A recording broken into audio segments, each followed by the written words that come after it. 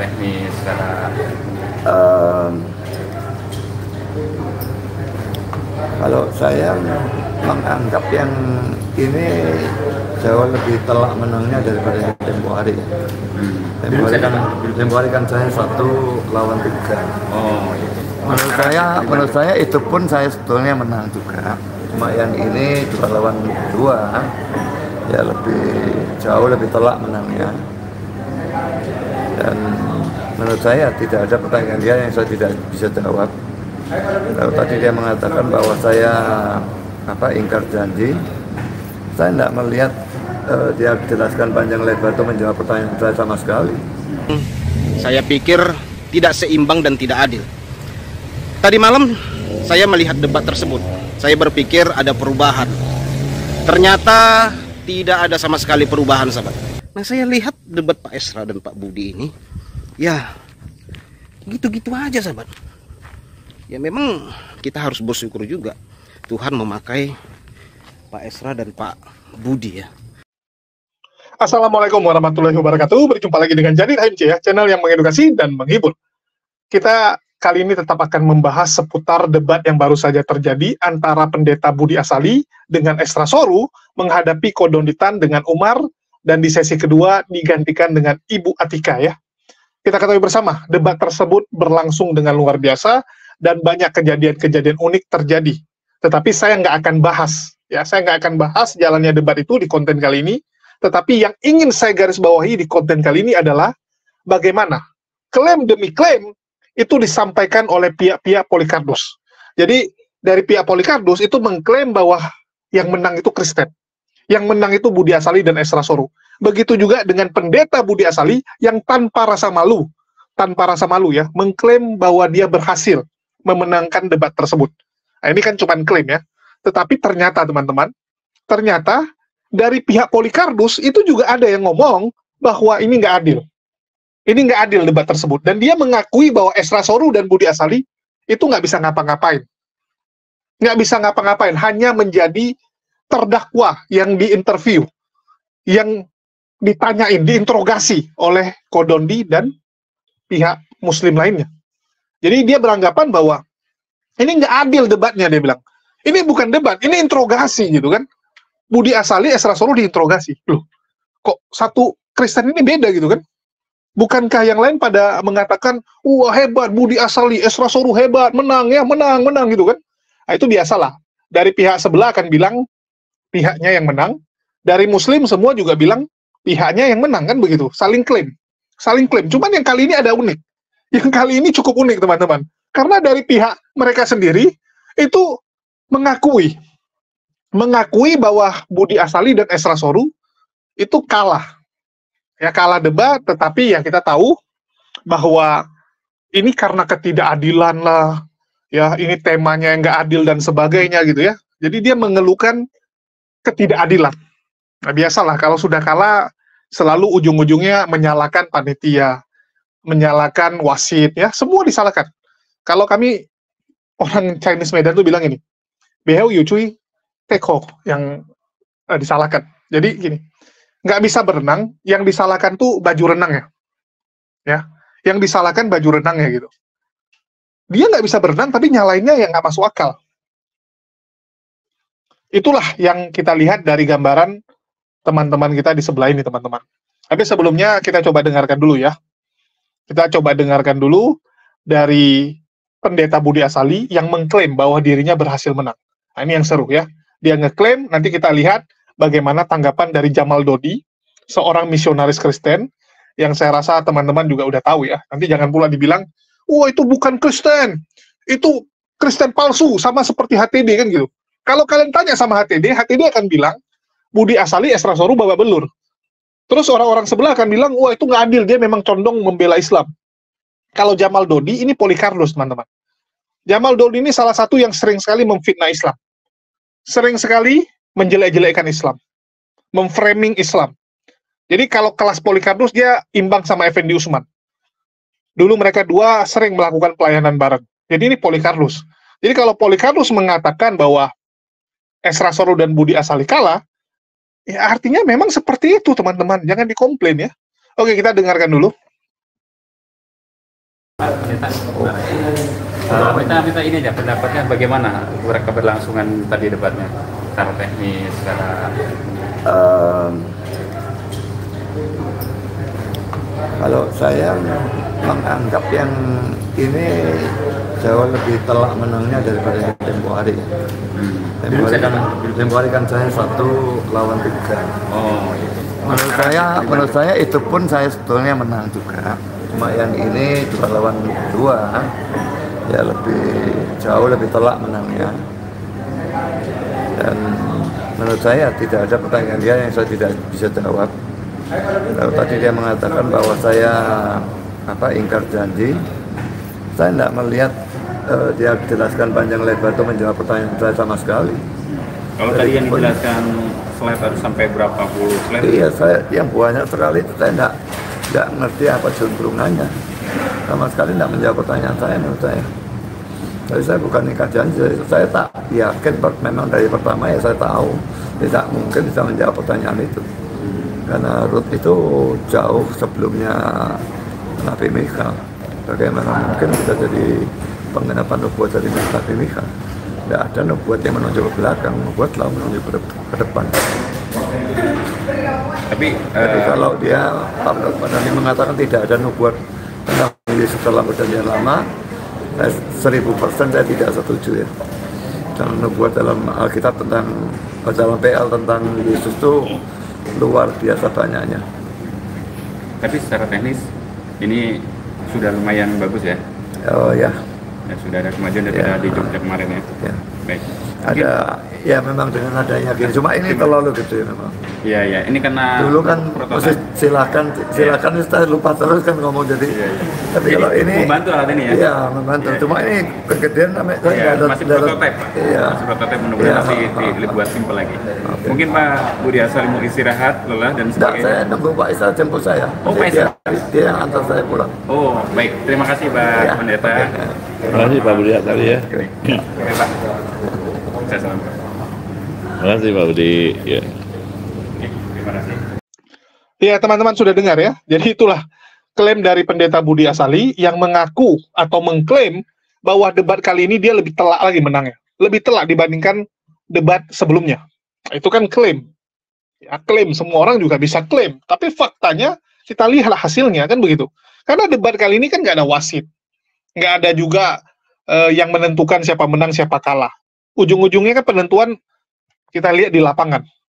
Dari hasil debat ini, dari hasil diskusi ini, kira-kira penonton lebih condong kemana? Kira-kira lebih banyak yang mualaf atau yang murtad? Kan tinggal dihitung. Betul tidak? Tinggal kita lihat itu. Kalau memang lebih banyak yang mualaf setelah menonton debat ini, ya artinya bisa dibilang pihak muslim lah yang berhasil menjelaskan dengan baik. Sehingga banyak orang yang tersadarkan, kan begitu.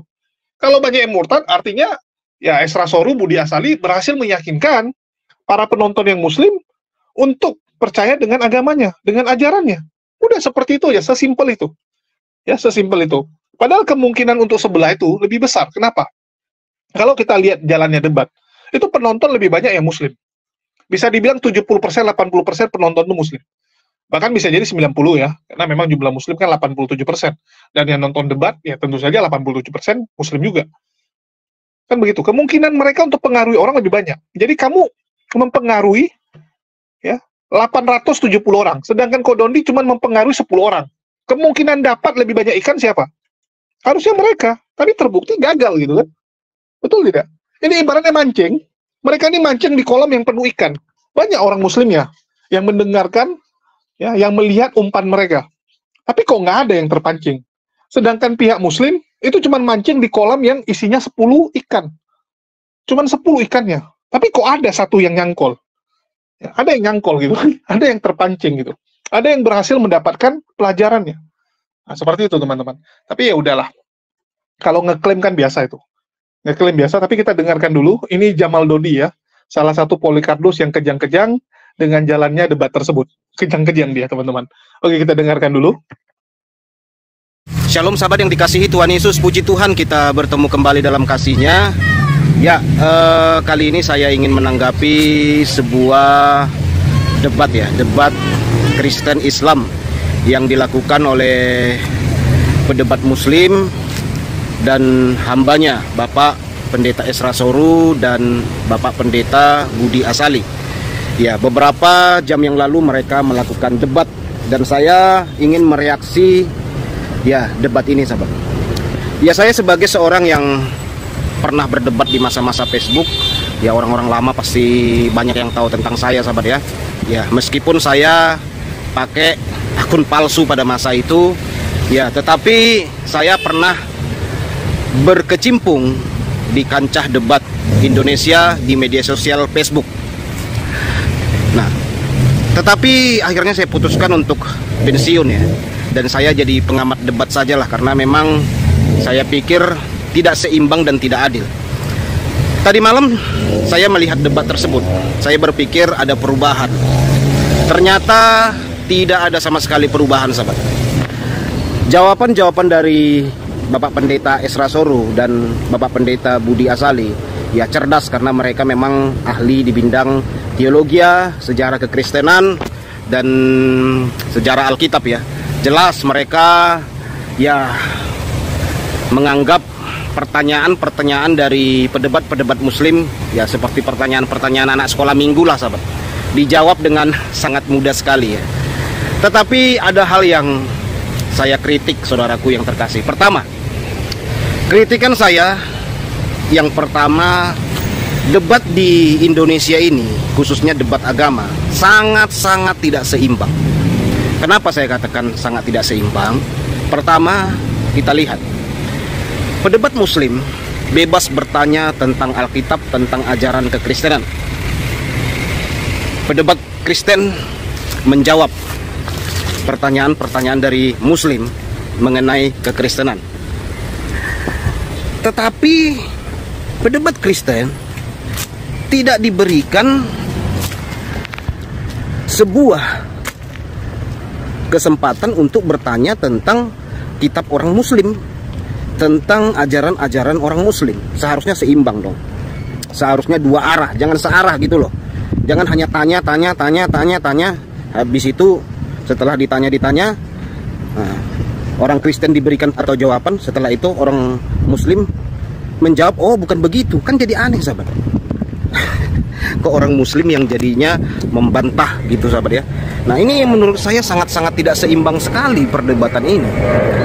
Nah, kedua kritikan saya melihat ketika pedebat muslim dibiarkan memberikan data-data palsu atau dari kitab-kitab palsu, dari buku-buku para bidat gitu ya, ajaran-ajaran sesat. Nah, seharusnya ini, saudaraku, tidak boleh dibiarkan. Kenapa tidak boleh dibiarkan? Ya seharusnya kalau mau fair, kalau mau seimbang, ya dibuat lagi debatnya, yaitu membahas orang Kristen bertanya tentang hadis doib, hadis-hadis palsu. Umat muslim bertanya tentang kitab-kitab palsu atau buku-buku para bidat, kan gitu ya. Nah, itu baru seimbang, sahabat. Dua-dua itu harus seimbang. Nah, ketiga yang saya lihat, saudaraku, pedebat Islam bebas sekali menyatakan pernyataannya dan penghakimannya kepada nabi-nabi orang Kristen, rasul-rasul orang Kristen. Seharusnya kalau mau seimbang dan adil ya, orang Kristen juga boleh dan wajib hukumnya juga bertanya tentang rasul orang Islam. Ya sebutlah rasul orang Islam, rasul Nabi Muhammad SAW. Ya boleh ditanya tentang kehidupannya, keluarganya, perjalanan kenabiannya. Seharusnya, saudaraku, harus begitu. Tidak satu arah gitu loh. Kan aneh gitu. Saya lihat debatnya, pedebat Islam itu habis baca ini, tunjukkan data-data palsu, kan gitu ya. Nah, Pak Esra dan Pak Budi menjawab gitu. Menjawab. Terus pedebat Islamnya ujung-ujungnya membantah, kan aneh, sahabat. Membantah. Jadi sangat aneh sekali gitu loh. Nah, saya nggak tahu kenapa debat sekarang ini tidak fair ya. Mungkin mereka belajar pada masa lalu. Karena memang kalau kita lihat perdebatan agama atau diskusi agama adalah sebuah program yang paling banyak memurtadkan umat mereka. Ya, salah satu guru dan panutan saya adalah Zakaria Botros dari Timur Tengah. Mereka berdebat seimbang, makanya banyak orang-orang Arab pada murtad, sahabat. Karena memang seimbang kan, Zakaria Botros pernyataannya, jawabannya gitu ya, sesuai dengan data dan sesuai dengan bukti-bukti. Nah, gitu Zakaria Botros. Makanya Zakaria Botros itu ditawarin kepalanya itu sekian miliar dolar kalau siapa yang mampu untuk memenggal kepala Zakaria Botros oleh organisasi radikal di Timur Tengah ya. Nah, contoh kedua yaitu Kiai Sadrak, penginjil dari Jawa. Kiai Tunggul Wulung, itu juga penginjil dari Jawa. Satu lagi adalah Kiai Paulus Tonosari, kalau nggak salah ya, mohon maaf jika salah penyebutan di dalam nama. Nah, kalau kita cek ya, kita lihat data-datanya, mereka ini dulu adalah seorang yang memberitakan Injil lewat cara debat. Saya membaca bukunya itu ketika Kiai Sadrak diskusi agama, itu dua arah, sahabat. Ya, sehingga pada masa itu banyak umat Muslim jadi bertobat percaya Yesus sampai puluhan ribu. Setiap debatnya itu ribuan sampai puluhan ribu orang Jawa pada masa itu bertobat. Ya karena fair dong debatnya. Nah, itulah yang menjadi curiga saya ya. Kenapa sekarang ini dibatasin? Mereka hanya boleh tanya, terus bantah gitu. Nggak adil sebenarnya, sahabat. Karena yang membantah itu seharusnya dari pihak Kristen dong, bukan dari Islam. Ya kalau nggak setuju ya bukan urusan mereka, karena itu kan nggak kitab mereka gitu kan. Nah, saya lihat debat Pak Esra dan Pak Budi ini ya gitu-gitu aja, sahabat. Ya memang kita harus bersyukur juga Tuhan memakai Pak Esra dan Pak Budi ya di dalam penginjilan ini. Ya, tetapi menurut saya harusnya adil, seimbang. Harusnya dua arah. Jangan satu arah, jangan berpihak hanya satu pihak. Begitu nanti ditanyai tentang Nabi dan Rasulnya, dianggap penistaan, dipenjarakan. Nah, ini kan tidak adil. Sementara mereka bebas tanya Rasul kita, Nabi kita, kitab suci kita, ditanya. Bahkan mereka bantah juga. Nah, seharusnya kita juga dikasih kesempatan yang sama. Gak perlu dong kita ketakutan kalau ditanyai. Kalau sebuah kebenaran itu sudah sangat pantas diuji di Kristen ya. Kepercayaan itu harus diuji, nggak boleh percaya buta. Kita menjadi seorang Kristen itu tidak percaya buta, tetapi melalui ujian-ujian segala sesuatu.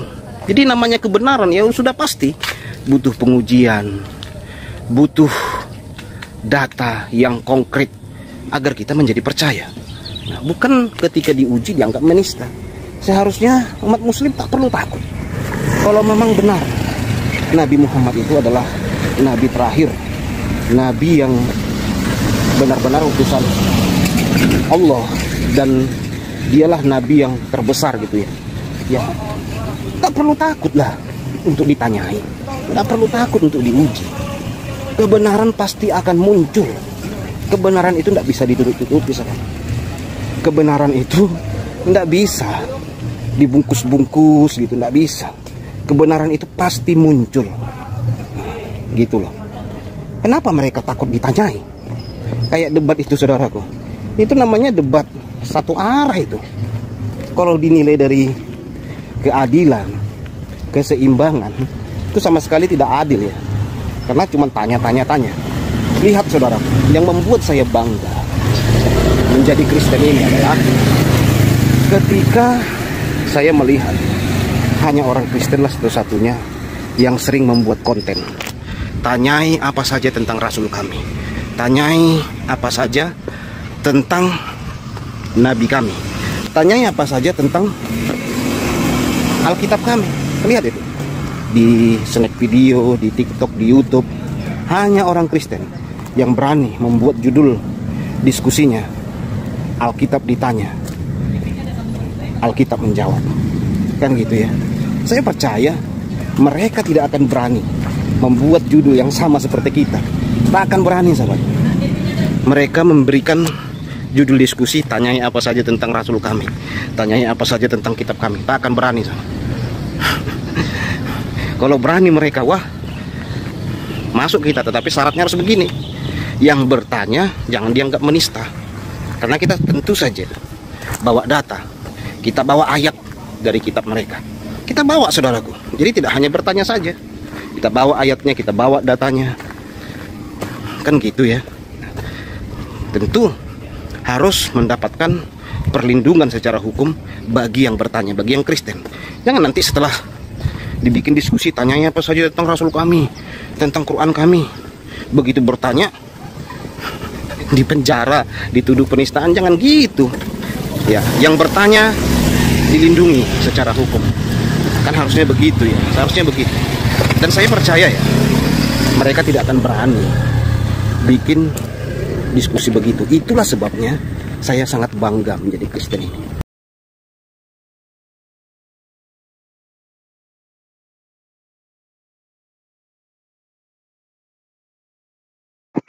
Ya, teman-teman sudah dengar ya, bagaimana kejang-kejangnya Jamal Dodi, dan dia menyalahkan jalannya debat atau peraturan debat ataupun panitia ya. Dan di sini saya ingin luruskan, ya, tapi sebelumnya saya mau bilang dulu, teman-teman kalau yang sakit kepala mending di stop dulu, karena saya nonton video dia juga sakit kepala. Dia jalan, getaran HP-nya tuh kencang sekali gitu. Dia nggak sadar orang yang nonton video dia jadi sakit kepala.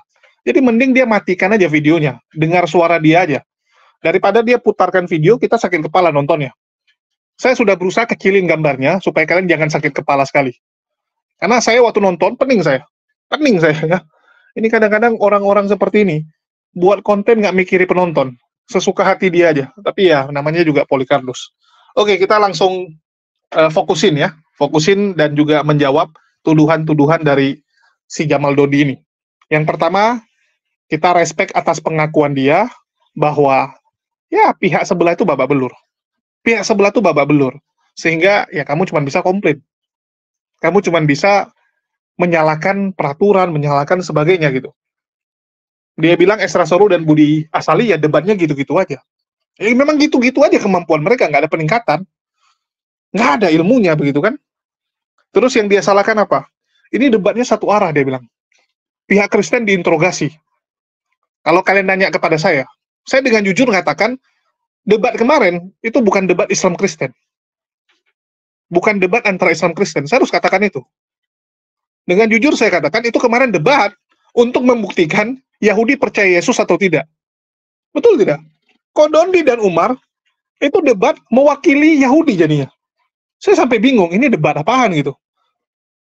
Yang satu sibuk mengatakan bahwa orang Yahudi, orang-orang di perjanjian lama, percaya dengan Mesias, mengimani Mesias yang akan hadir, dan mereka diselamatkan atas iman mereka kepada Mesias yang nanti akan hadir. Sedangkan Kodondi dan Umar memberikan argumen bahwa nggak ada orang Yahudi yang percaya dengan Mesias.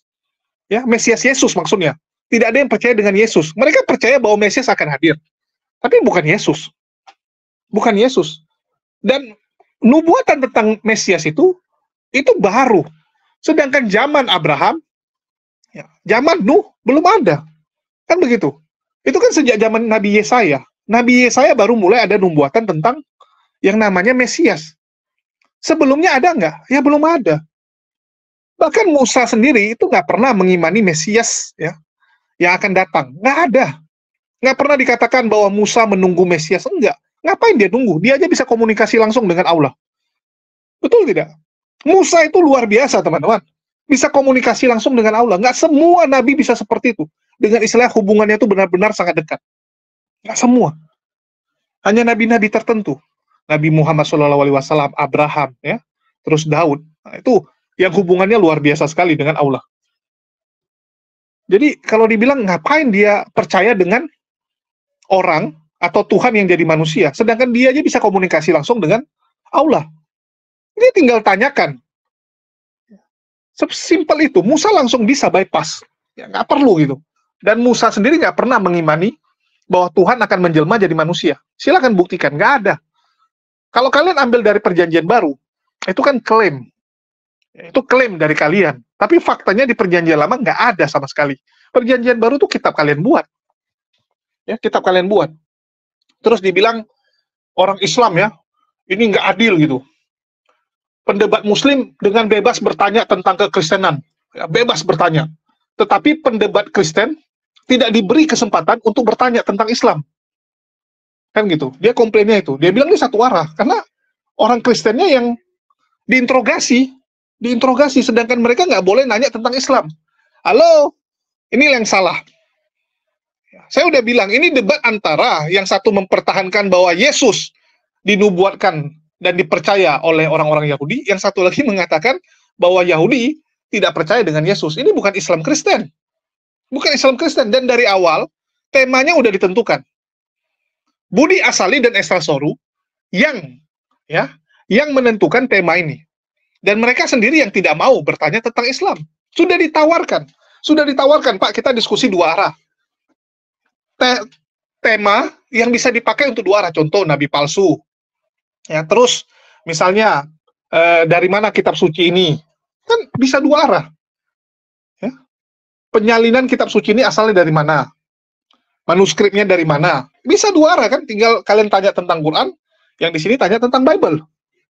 Begitu juga dengan misalnya ajaran Kristen buatan siapa, ajaran Islam buatan siapa, apa buktinya? Itu bisa dua arah. Tapi tema yang kali ini itu bukan Islam yang tentukan. Pendeta Budi Asali dan Esra Soru yang menentukan. Saya sebelum debat ini, saya sudah tanya, ini yang dibahas kok Yesaya gitu. Ya, Yesaya 53. Jelas-jelas itu adalah kitabnya orang Yahudi. Sekali lagi ya, Yesaya itu punya Yahudi, bukan orang Kristen. Orang Kristen cuma mengutipnya menjadi perjanjian lamanya. Dan itu pilihan mereka. Pilihan mereka. Jadi, Jamal Dodi, sebelum Anda fitnah panitia, Anda fitnah pihak Muslim, Anda cek dulu, Anda tanya dulu dengan Esra Soru dan Budi Asali. Jangan kamu main fitnah-fitnah aja, ini nggak benar. Apalagi kamu didengar oleh banyak penonton, dan penonton kamu, para Polikardus dan Laskar Polikardus akan fitnah lagi gitu kan. Mereka akan bilang, iya nggak adil ini, curang, dari pihak Muslim curang, panitia dan sebagainya. Loh, yang mau tema ini siapa? Silahkan dicek. Yang tentukan tema ini adalah Pendeta Budi Asali dan Esra Soru. Selesai, fix. Udah diberikan kesempatan kok, mau nggak tema yang bisa dua arah. Mereka nggak mau. Tiba-tiba Anda salahkan pihak Muslim. Terus dia bilang, ya, orang Muslim diberikan kesempatan untuk memberikan data-data palsu. Loh, dari mana Anda bilang itu data palsu? Itu fitnah loh. Jamal Dodi ini bisa dituntut nih. Mengatakan sumber-sumber atau data-data itu data palsu. Itu jelas datanya ada. Dan dari zaman dulu sudah pernah ada. Data-data itu udah. Ajaran-ajaran yang dianggap bidat, itu kan karena pemenangnya adalah Vatikan Roma. Kalian bisa bayangkan kalau yang menang itu bukan mereka. Sejarah akan diubah. Pemenang membuat sejarah. Palsu nggak palsu itu tergantung kamu. Betul tidak? Pemenang akan bilang lawannya yang penjahat. Kalau kalian ke negara Belanda, kalian akan dapati Soekarno, Tengku Umar, ya, Diponegoro itu penjahat, pemberontak. Diponegoro itu pemberontak. Di kacamata orang Belanda. Bagi kita itu pahlawan. Loh, yang mana yang benar? Yang mana yang benar, kan begitu? Kan beda sudut pandang. Bagi kalian itu adalah data-data palsu. Bagi orang yang mengimaninya pada zaman dulu, itu data yang benar. Bagi orang Oneness, Yesus itu Bapa. Bagi orang Trinitas, enggak. Siapa yang benar? Sampai detik ini masih berantem. Betul tidak? Sampai detik ini sesama Kristen masih baku hantam juga.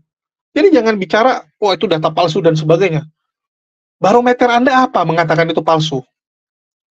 Apa barometernya? Ada nggak? Terus dia bilang harusnya orang Kristen juga boleh dong bertanya tentang hadis-hadis doif. Silakan. Umat Muslim paling siap. Ya, karena kalau kami, barometer hadis itu jelas. Perawinya siapa?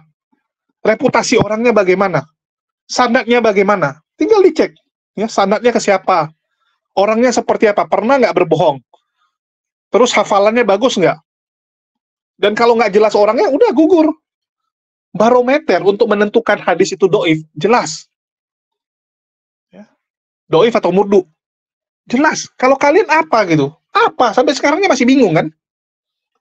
Dibilang, oh enak kali orang Islam bebas memberikan penghakiman kepada nabi-nabinya orang Kristen. Halo, kamu ini memang ya menggiring opini yang nggak jelas. Jamal Dodi mengatakan pihak Muslim menghakimi nabi-nabi yang ada di dalam Kristen. Nabi yang ada di dalam kalian itu juga nabi yang kami imani. Betul tidak? Nabi-nabi yang ada dan diimani oleh teman Kristen itu diimani juga oleh pihak Muslim. Mohon maaf, itu nabi kami yang membela juga.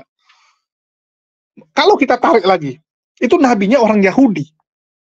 Kalau kalian bilang, oh kami nggak rela, nabi kami diambil-ambil sama orang Islam. Harusnya kamu tanya sama orang Yahudi, mereka rela nggak nabinya diambil sama kalian? Jangan kerja kalian menghakimi orang lain, tapi kalian tidak mau dihakimi. Kalian tidak mau dihakimi, kan lucu. Itu nabi-nabinya orang Yahudi, itu fix. Kalian juga mengambil gitu. Dan bagi kami itu memang nabi, kami mengimaninya.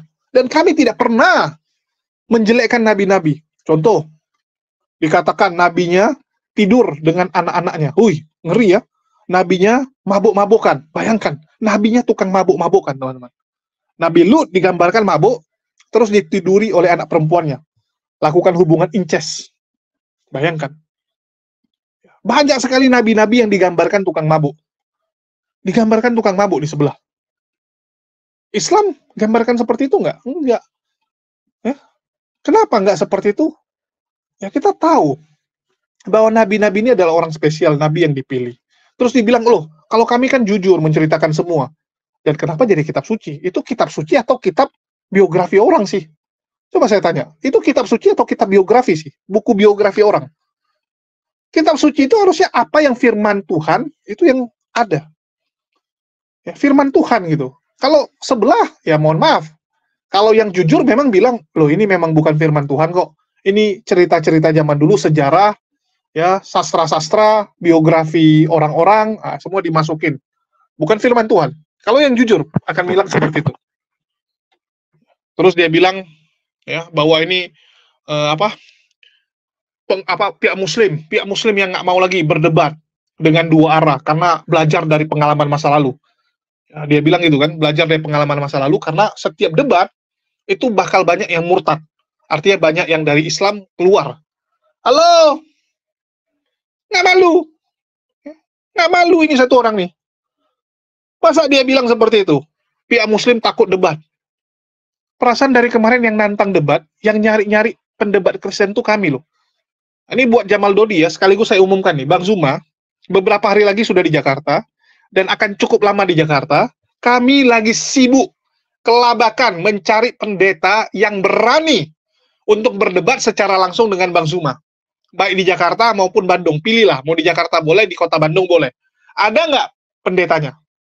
Pendeta ya, jangan misionaris, jangan kelas kroco. Jangan jemaat. Kami mau pendeta. Ada nggak? Tema dua arah. Terserah kamu mau pilih tema apa. Kita berikan kebebasan. Nah, ini buat Jamal Dodi nih, supaya jangan bacot-bacot. Kami setengah mati loh nyari pendeta yang berani berdebat. Nggak ada. Dua arah ya. Seperti permintaan Anda. Silakan carikan untuk kami. Kalau ada silakan kontak, nomor WA ada saya taruh nih di bawah. Sudah saya taruh. Silakan kontak. Kita butuh pendeta untuk menghadapi Bang Zuma, tetapi ya dalam waktu dekat, nggak ada kesempatan untuk belajar lebih lama lagi. Kalau memang ngerti ngapain lagi gitu kan, udah siap.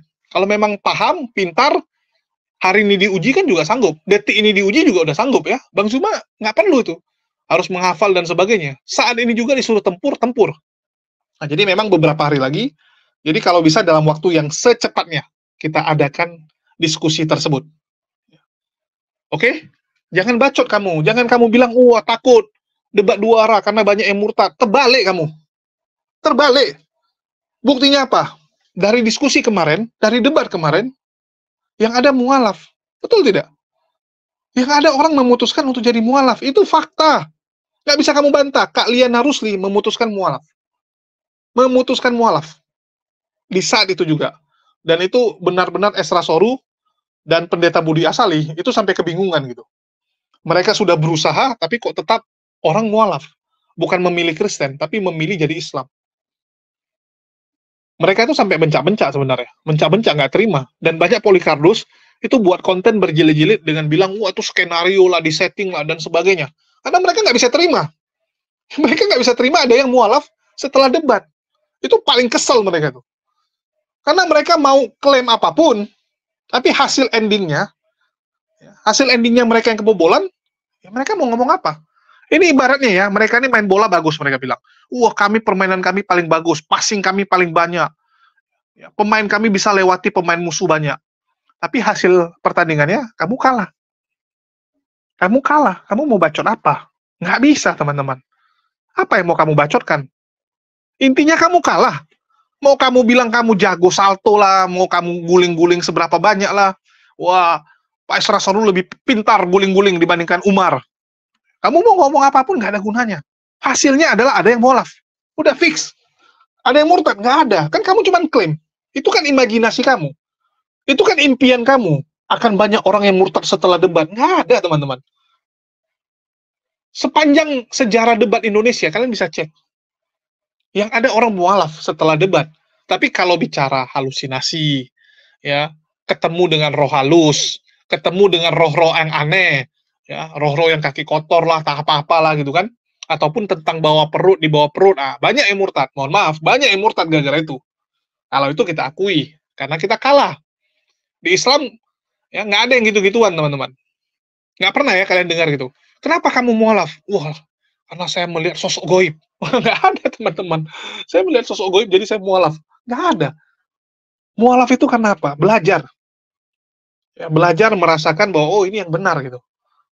Setelah saya pelajari kitab saya lihat ya, ada sesuatu yang kurang dan saya dapati kekurangan itu di Quran. Orang mualaf seperti itu, bukan karena yang aneh-aneh. Terus dibilang, oh kan ada juga yang karena pernikahan gitu kan, karena bunting. Nah, itu ada, kita akui. Kami nggak bohong. Kalau yang gituan memang ada. Itu tergantung manusianya. Tetapi yang ketemu roh-roh gitu, ya itu ya nggak ada. Di Islam nggak ada yang mualaf gara-gara itu. Itu aja sih. Ya. Terus sekali lagi saya umumkan ya, ini kita lagi cari pendebat dari pihak sebelah, ya minimal pendeta. Walaupun mungkin pendeta yang jemaatnya cuma 20 orang, 15 orang, nggak apa-apa. Yang penting dia benaran pendeta. Dan dia bisa membuktikan dia pendeta.